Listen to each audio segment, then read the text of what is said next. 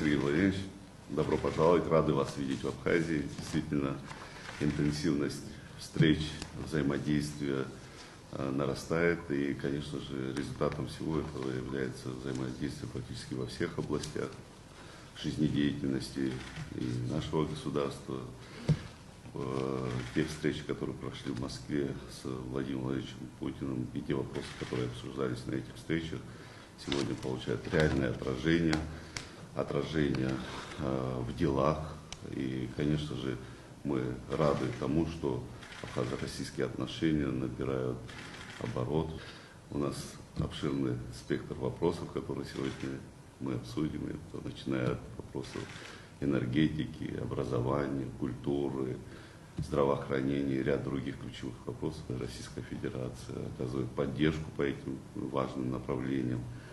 И я вам благодарен за вашу постоянную погруженность в эти вопросы, которые позволяют нам оперативно реализовать те планы, которые мы для себя наметили. В Абхазии вас любят, ценят, и я уверен, что наши общие дела благими результатами отразятся на гражданах нашей страны. Спасибо большое за приглашение.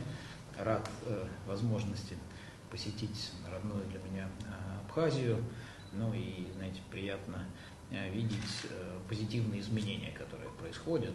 Да, конечно, хотелось бы быстрее и все сразу, да, но так в жизни обычно не бывает, но изменения видны, это очень важно. Ну и у нас действительно целый ряд поручений, которые вот по итогам ваших встреч с Владимиром Владимировичем и весной, и в мае месяце после Парада Победы, как раз для меня одна из задач — это еще раз пройти, посмотреть вместе, как выполняются эти договоренности. Все ли поручения президента у нас выполнены российскими министерствами, ведомствами.